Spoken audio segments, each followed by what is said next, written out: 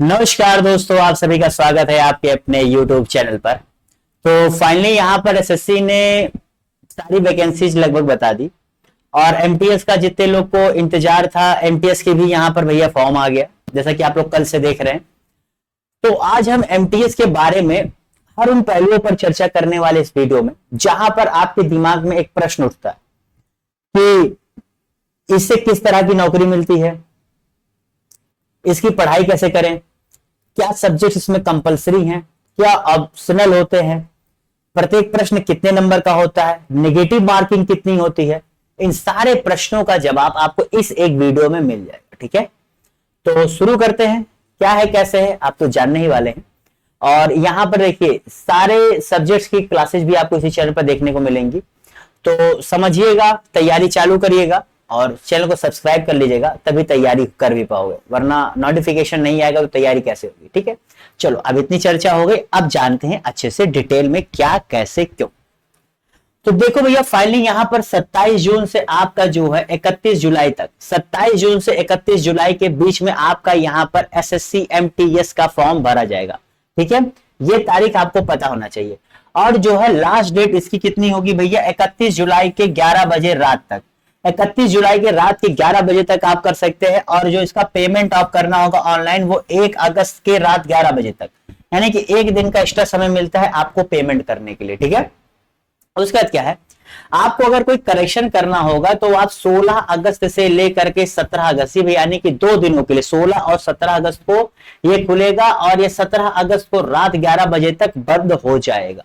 तो ये तो आपके लिए पहला चरण हो गया, ये जानने के लिए कि आपको कितना समय मिल रहा है, ये सुनिश्चित करने के लिए कि भैया हम इस बार पेपर देने जा रहे हैं। ठीक है, ये तो ये बात होगी। अब आगे बात आ रही है कि पेपर कब देना है।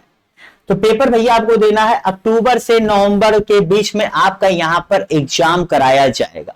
तो फाइनली यहां पर स्पष्ट बता दिया है कि अक्टूबर नवंबर में भैया आपका एसएससी एमटीएस का पेपर होने जा रहा है। ठीक है, ये क्लियर, तो तारीख ये समझ गए। ओके, अब चलो थोड़ा डिटेल में जानते हैं कि कितने पोस्ट की वैकेंसी आई है और किन आधारों पर क्या क्या वैकेंसी आई है। ठीक है, मैं कह रहा हूं पूरी चीजों को इस वीडियो में हम लोग यहां पर समाप्त कर देंगे, तो इसलिए ध्यान से देखा करना। ठीक है, ध्यान से एक एक चीज को तुम देखो समझो, बहुत ही इंपॉर्टेंट चीजें आप सभी लोगों के लिए लेकर के आया हूं। ठीक है, ओके, अब देखो क्या है यहां पर आपसे, अब बताया जाए कुल कितनी वैकेंसी आई है भैया। हाँ चलो सही है, आई थिंक व्हाइट सही रहेगा ना। हाँ चलो,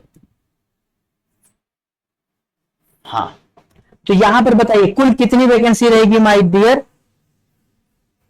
तो कुल 8000, जी भैया 8000 वैकेंसीज के करीब आई है। मोर देन 8000 वैकेंसीज आप लोगों के लिए यहां पर जो है आया गया। ठीक है, एक मिनट, कुल पदों की संख्या कितनी भैया, कुल पदों की संख्या यहां पर जो निकल कर आई है, एक मिनट रुकिए, दूसरे कलर से करूं मैं, शायद ये थोड़ा उतना अच्छा नहीं लग रहा। ठीक है, चलो, तो कुल पदों की संख्या भैया जो यहां निकल के आ रही है वो है आपकी कितना, एमटीएस की यहां पर है 4887 पद। ठीक है, इसमें से यहां पर हवलदार का भैया, हवलदार एक अलग पोस्ट होती है जो एमटीएस के फॉर्म के थ्रू होती है। इसके पदों की भी सेम पेपर होता है, कितना है 3439 पद। तो हवलदार के भैया कितने हो गए 3439, एमटीएस के आपके 4847। तो कुल वैकेंसी आपकी कितनी है भैया 8300 कितना 26। ठीक है, 8326 पदों पर भर्तियां आई हुई हैं। ये समझ गए तुम लोग कि कुल कितने पदों पर भर्ती आई, ये है। अब चलो ये जानते हैं, यहां पर डेट जान लिए, पद जान लिए, अब जानो पेपर कैसा आता है। तो सबसे पहले जानते हैं पेपर कैसा आता है। ठीक है, आओ, जो पेपर होता है भैया इसमें आपके 2 सेशन में पेपर आते हैं। कितने, 2 सेशन में पेपर आते हैं। ठीक है, और इसके दोनों सेशन जो है आपके लिए क्या होता है, मैंडेटरी होते हैं, यानी कि दोनों सेशन में आपके क्या होते हैं, आवश्यक होते हैं। आपको दोनों सेशन के पेपर देने होते हैं। ठीक है, ये आपको पता होना चाहिए। सेशन 1 जो होता है उसमें आपके कितने क्वेश्चन आते हैं भैया, 40 क्वेश्चन आते हैं। जो सेशन 1 होता है इसमें आपके कितने 40 क्वेश्चन आते हैं, 40 क्वेश्चन।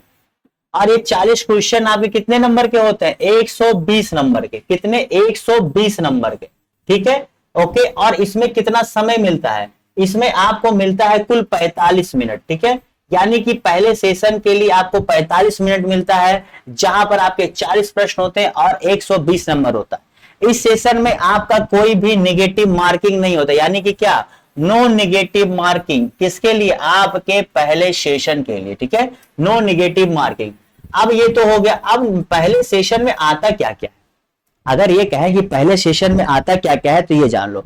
इसमें भैया न्यूमेरिकल एंड मैथमेटिकल, जी भैया क्या, न्यूमेरिकल एंड मैथमेटिकल, ओके, जो आप लोग सरल अर्थों में जान जाओ कि मैथ और रीजनिंग, जी भैया जो मैथ और रीजनिंग होता है ये आपके सेशन 1 में आते हैं, ठीक है। और यहां पर रीजनिंग, तो जो रीजनिंग होता है और आपका ये होता है, ये सेशन 1 में आते हैं, जो कुल कितने, यहां पर 40 प्रश्न होते हैं, 120 नंबर के, नेगेटिव मार्किंग नहीं होती है और 45 मिनट में करना होता है। और ये आपका क्वालिफाइंग होता है, ये आपका क्वालिफाइंग होता है, मतलब इसे अगर आप क्वालिफाई नहीं कर पा रहे हैं तो आप क्या है, आप जो है सेशन 2 में कितना भी अच्छा नंबर ले आए, आपका कोई भी फायदा नहीं निकलता है, ठीक है। समझ के अच्छे से दिख रहा है, एक चीज को मैं यहां पर स्पष्ट रूप से बता रहा हूं, ठीक है, ओके। ये चीज आप लोग को अच्छे से पता होना चाहिए। उसका सेशन 2 में क्या आता है, सेशन 2 में यहां पर देखिए थोड़ा सा बदलाव है इसमें भैया। देखो सेशन 2 में यहां पर क्या होता है, सेशन 2 में यहां पर, ठीक है, यहां पर सेशन 2 में कुल प्रश्नों की संख्या कितनी होती है, 50 क्वेश्चन आते हैं। कितने भैया, 50 क्वेश्चन आते हैं, ओके। समय कितना होता है यहां पर, इसलिए एक एक चीज को मैं यहां आपको क्लियर बता रहा हूं कि पेपर मॉडल समझो क्या है। यहां पर भी आपको 45 मिनट मिलता है, कितना भैया, 45 मिनट मिलता है। अब प्रश्नों का कुल मार्क कितने होते हैं भैया, 150 नंबर। तो 150 नंबर के लिए आप यहां पर जाते, तो पहला सेशन दूसरा मिलाकर के कुल कितना, 270 नंबर का पेपर होता है। पहला सेशन जहां क्वालिफाइंग होता है, वहीं दूसरा सेशन आपका मैंडेटरी होता है, और इसी से आपका क्या भैया, मेरिट बनती है। जो आपकी मेरिट का निर्धारण होता है वो इसी पेपर, सेशन 2 वाले पेपर से होता है, ठीक है। अब इसमें आता क्या क्या है, इसी में भैया आपका जनरल अवेयरनेस, जिसकी क्लास रोज शाम को 9:30 बजे चलती है, ठीक है, जनरल अवेयरनेस यहां पर आता है। और दूसरा सब्जेक्ट क्या आता है भैया, इंग्लिश, इंग्लिश, इंग्लिश, ठीक है। इंग्लिश नॉर्मली जान लो, उसको जब आप पढ़ोगे तो जानोगे। तो इंग्लिश और जीए ये आपका मेरिट बनाने वाला सब्जेक्ट होता है, जहां से आपका क्या है, जहां से आपको ये सारी चीजें निकल करके सामने आती हैं, ठीक है। तो ये समझ गए। अब देखो इसका लेवल क्या होता है। दरअसल जब आप एमटीएस का फॉर्म भरते हो, तो एमटीएस के फॉर्म भरने में आपसे क्या मांगा जाता है कि भैया आप 10वीं पास हो या उसके समकक्ष, 10th आर इक्विवेलेंट, ठीक है, 10 या उसके समकक्ष अगर आपने जो है पास किया हुआ है, तो आप एमटीएस के लिए जो है परीक्षा दे सकते हो। तो आपने यहां क्या क्या समझा, पेपर कब होने वाला है, कैसे, मतलब पूरा पेपर का प्रारूप क्या होता है, क्या मैंडेटरी है, क्या जो है हमें किससे हमारा रिजल्ट निकलेगा। और देखो दोनों सेशन करना अनिवार्य होता है, जहां एक क्वालिफाइंग होता है, दूसरा मेरिट बनाता है, ठीक है, और एक 10th इक्विवेलेंट होता है। अभी और जानो, अभी और ये जानना है आप लोगों को, समझो क्या इसमें पोस्ट कैसे होता है।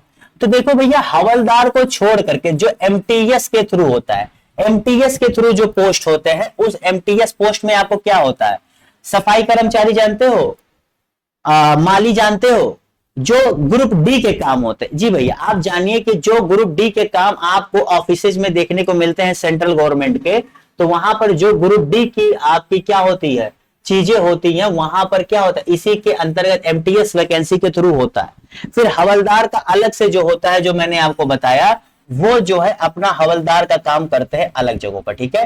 तो ये हवलदार अलग वैकेंसी होती है, एमटीएस अलग होती है, तो एमटीएस आपका ग्रुप डी के अंतर्गत होता है, ठीक है। तो ये पॉइंट भी आपके दिमाग में अच्छे से आना चाहिए। अच्छा कुछ लोग सोचते होंगे कि चलो मान लो आज के समय में नौकरी तो सबको चाहिए, क्योंकि जहां something is better than nothing, ठीक है, और सही है। देखो हमेशा नौकरी, उस नौकरी के पीछे भागो ये सोच करके कि जो हमारी कैपेबिलिटी हो। ये मत सोचो कि ग्रुप डी की नहीं करेंगे, अरे जब तुम्हारे अंदर क्षमता ग्रुप डी की है, तुम ग्रुप सी के पीछे, बी के पीछे क्यों भाग रहे हो। समय घर का अपना, पैसा घर का अपना, सब बर्बाद करोगे। इसलिए पहले खुद को आको, फिर तैयारी में जुटो, ठीक है। दूसरों के वाहवाही में और दूसरों को देख करके कभी भी तैयारी मत करने जाना, ये बहुत लोग गलती करते, बहुत लोग पछताते, इसलिए मैं आपको बता रहा हूं, ओके। उसके बाद देखो यहाँ क्या, सैलरी कितनी होती है। अगर मैं आपसे कहूं सैलरी कितनी होती है, तो भैया इसका जो सैलरी निकल कर आता है इस पोस्ट मतलब इस वैकेंसी मतलब इस जो आपका नोटिफिकेशन है इसमें सैलरी 18,000 से लेकर के 22,000 के बीच में, कितना 18,000 से लेकर के आपका 22,000 रुपए प्रति माह जो है आपकी यहां पर क्या होती है, सैलरी होती है। ठीक है, 18,000 से लेके 22,000 तक के बीच में आपकी सैलरी होती है। यही सैलरी आपको पता है जब सातवां कोई वेतन आयोग लगता है, डीए लगता है, ये सारी चीजें बढ़ती बढ़ती बढ़ती चली जाती हैं। लेकिन ये मान के चलो आपके रिटायर होने तक आप अगर एमटीएस के थ्रू जा रहे हो तो 45-50 हजार से तक आप शायद रिटायर हो जाओगे। ठीक है, मतलब अगर एक अंदाजा बता रहे हैं कि 45-50-55 हजार तक आप रिटायर हो जाओगे, इससे ज्यादा आपकी सैलरी नहीं होने वाली है जब तक आप रिटायर हो जाओगे। ठीक है, तो कितना भी लगा दो भैया, बहुत तेजी से भी कितना भी बढ़ा दोगे तब भी नहीं। तो 45,000 तो मैं बहुत होता है, लेकिन मैं कह रहा हूं कि मान लो गवर्नमेंट बहुत अच्छी आ गई, गवर्नमेंट खुश होकर के एकदम जो वेतन आयोग है उसने बहुत ज्यादा वृद्धि कर दी, 2-3 बार 4 बार, क्योंकि साल भर में 2 बार होता है डीए जो बढ़ता है, बहुत तेज बढ़ा दिया, तब जाकर के यहाँ पर क्या होगा, बहुत हो जाए। लेकिन ये जान के चलो इतना ही इसका अधिकतम होता है। ठीक है, अब तुम्हारे मन में आ रहा होगा सिलेबस क्या है, तो सिलेबस ये जान के चलो भैया 10th लेवल तक की चीजें आपको पढ़नी है। सिलेबस के बारे में मैं यहां पर जिक्र नहीं करूंगा, क्यों, क्योंकि सिलेबस एक ऐसी चीज है उसको बहुत बताने से फायदा नहीं है, एसएससी का सिलेबस आपको पढ़ने से फायदा है।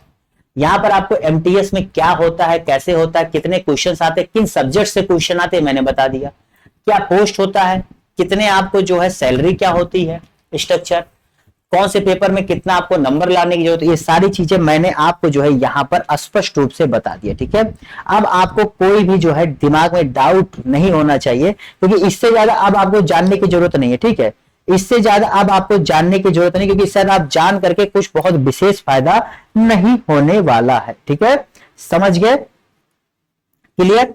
चलो भैया अब इस वीडियो में इतना ही रखता हूं, बाकी जैसे ही कुछ और होगा तो उसको बारे में बताऊंगा। बाकी यहाँ पर क्लासेस जो है चलती रहेंगी, आप लोग उसे आइए ज्वाइन करिए और फटाफट अपने दोस्तों को बता दीजिए कि यहाँ पर ये कैसे करना है।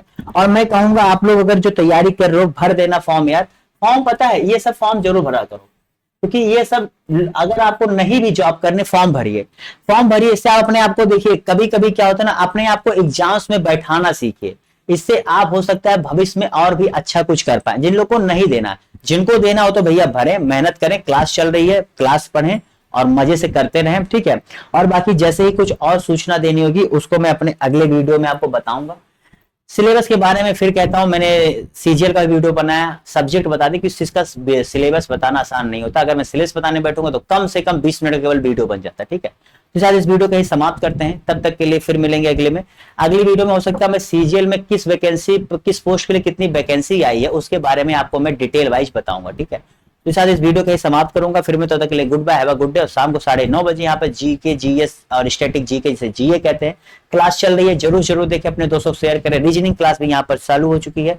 Bye bye, tata, see you, और सब्सक्राइब करना ना भूलें।